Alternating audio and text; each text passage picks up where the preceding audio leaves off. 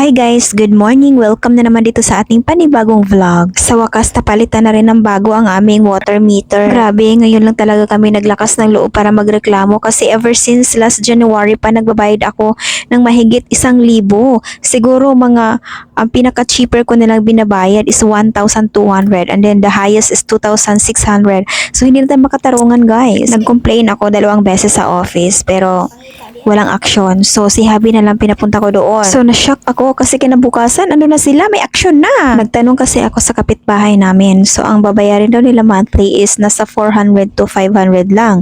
So, paano naman kami? Bakit libo-libo? Oh my God. So, minsan, hindi rin nakakabuti sa atin yung pagiging nonchalant lang. Dapat be assertive. Mahihiyain ako magreklamo ng mga ganito-ganitong bagay. Kahit nasa palengke, guys, mahihiyap akong tumawag. Nako talaga. Hindi talaga maganda yan, Charlene. Okay, tapos na ang issue sa ating water bill. Dito naman tayo sa ating watermelon. Bakit ang dami? Mga pantawid gutom ito, guys. Hindi ko na lang hiniwa lahat kasi medyo parang naluluma siya pag hinihiwa ko lahat. So, buti na lang meron pa akong cling wrap na natira. At habang ginagawa ko yan, nagchichika naman kami ni Mama. Halos everyday kami nagchichika ni Mama basta may load lang siya.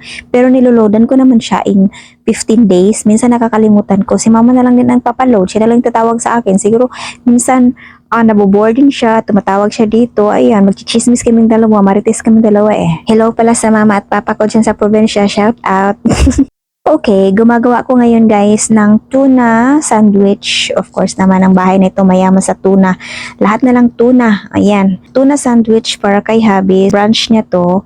So nilalagyan ko lang ng kamatis kasi hindi ko nalalagyan ng pipino, kamatis na, tsaka konting lettuce. And then, mabubusog na siya niyan. So, favorite din kasi niya yan. Minsan din, yan na lang din yung dinner niya, breakfast, brunch. Oo, may mga times na gano'n na whole day talaga nagtutuna siya. At magluluto lang din ako ng kamote kasi na-miss ko na rin magkamote, no? So, ganyan ako magluluto ng kamote, guys. Scrape ko yung skin. I don't know what you call that one. So, ganun lang. Para hindi masyadong maraming lupa, no? Para malinis din naman. Para pag kinain namin, diretsyo na, hoy, hindi pwede. Babalatan pa rin yan, no? Baka naman mayroong mga anik-anik dyan.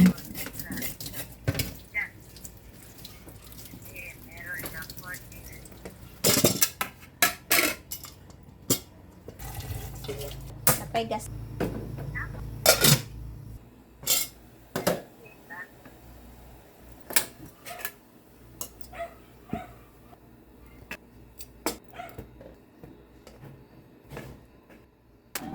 Kasi ang lalaki na pinaparty mo. Galit sa mayamang pamilya. Kawawa ka naman. Imposible kung ang ganong pamilya siya ganun. Ang kaya mo naman. Sa tono ng pananong leksyon. Sa magtapang-tapang. Parang ba yan? Ha? Hindi ko pwede.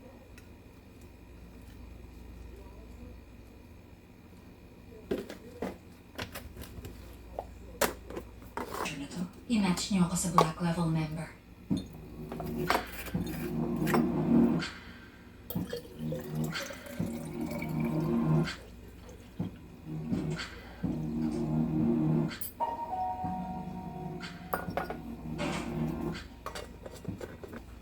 Kapalit nun, mag-a-arrange tayo ng party. 20 male members mula sa upper levels natin at 20 na female. Yun naman na ang mga member natin yun. Ay lalas sa lahat. Pero kung may magsalita man bago ang party at hindi na makakabalik, siguruhin nyo na malinaw ang bagay. Mula ngayon, mama na ang itawag mo sa kanya. Diba mo? 4 na taon. O kain pa.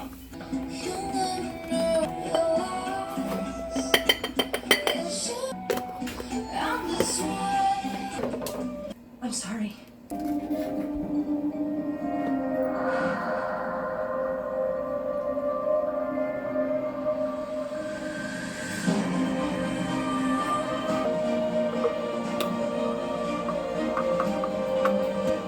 Nag-movie marathon pala yung kapatid ko. Ang lakas ng background. So anyway, tapos na ako mag-refill ng mga condiments ko. And then of course, babalatan na natin tong kamuti ko. Dahil tomorrow or the next day or ilang days, kakainin na lang yan. Tapos lalagyan ko na lang din ng butter and then sugar.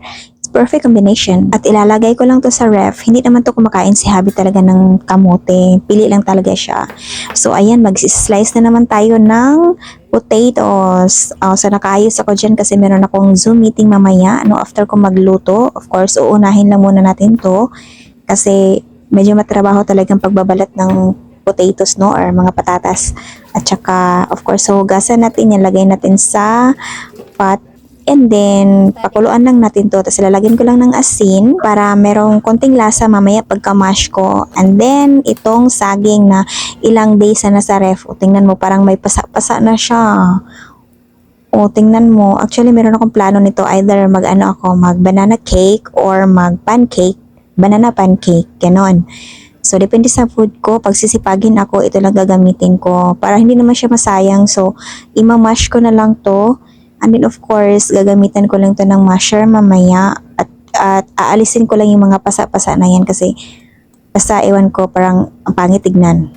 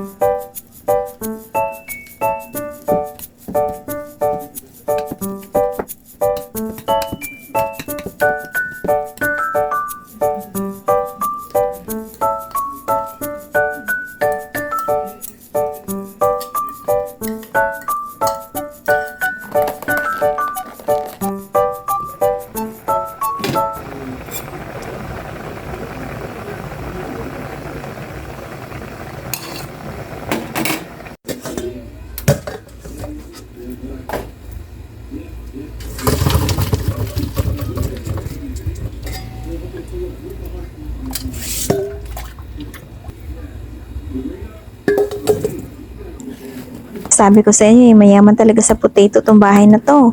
O diba, nagmamash ako ng potato ngayon kasi nga, request ni Habi, gusto daw niya dinner ito. Mas favorite din niya to. Alam pa, ulit-ulit lang naman yung kinakain niya kasi mga favorite niya. So ito, nilalagyan ko lang siya ng konting butter. And then, nilagyan ko na pala siya ng milk dyan kasi hindi na-film yung milk sa camera. Tapos, iset aside ko lang muna kasi mainit pa. Sabi niya, mamaya-maya na daw siya kakain. So, itabi ko muna. And then, meron ako nabili na barbecue doon sa kanto namin. Actually, maganda talaga yung yung barbecue nila. At saka masarap din, hindi malansa. Kasi, nakilala ko yung owner. Sabi nila, matinding paglilinis sa kanilang barbecue kaya masarap na masarap. So si Habi hindi actually kumakain ng barbecue kung saan-saan. So dyan na found out niya na masarap tsaka malinis. So ayun, kumakain na siya ng barbecue. Pati itong mga batang ito, nagkakamay talaga pag nagba-barbecue kasi ang sarap-sarap ng kain nila. Hay nako talaga, Gen Alpha, kahit sa pagkain, nagsiselfone, hindi na maawat. Oh my God, ako na lang masistress kahit kumakain, nagsiselfone. Hay nako, pero minsan, stricta talaga ako. Talagang walang cellphone talaga, pero ikapoy nako ay sigpabadlong. So, nag-barbecue lang ako at saka nag-juice. So, mamaya pa ako kakain. Kasi siguro nasana na yung tiyan ko na mga 9 or 10 na kumakain ng hapunan. Pero minsan lang talaga kami kumakain ng barbecue, guys. Siguro mga twice a month. Siguro. Depende kapag super tamad na talaga akong maghanda ng food. So, ayun, nandito na nga ako sa aking meeting, no? And then, kalagitnaan ng aming meeting, nagtimpla na ako ng coffee kasi coffee is life nga naman kasi medyo inaantok na rin ako. Para maiwasan ang antok ko, para magiging mas productive pa ako, nagkakape ng auntie nyo. Tapos nilagay ko na yung collagen powder namin, product ng company namin. And then, hindi pwede na walang pambara. Kung meron pantulak, may pambara tayo.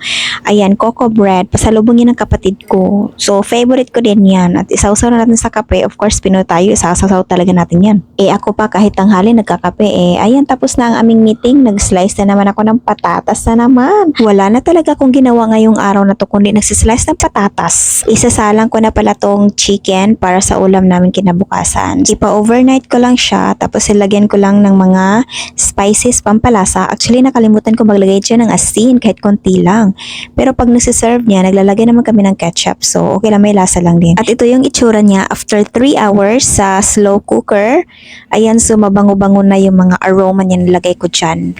And then, after that, pinabayaan ko lang hanggang kinabukasan na yun. So, nagsaslice na naman ako dito ng tuna para sa merienda ni Habi. For emergency, gugutumin siya. Ayan, nagme-make talaga ako niyan in advance. Tuna sandwich. And then, for this video, gusto ko i-try sa Skyflakes. Actually, kinakain na to ni Habi with Skyflakes. Pero gusto kong matry. So, nung natikman ko siya, masarap naman siya, pero mas masarap pa rin sa bread ilagay yung tuna sandwich. Pero trip ko lang. At yung chicken pala, niluto ko siya ng 6 to 7 hours at ito na ang itsura niya after 7 hours. Perfect yung lambot niya dito. So ayan, kumain na tayo. This is our brunch. Actually, 6 a.m. ko to pinatay. Tapos hinain ko lang siya ng mga 11 a.m. So ayan, so perfect na para kainin. Actually, mainit-init pa yan kasi nakasaksak naman siya. And then mag-Milo na lang din si Habi at din ako mag-coffee.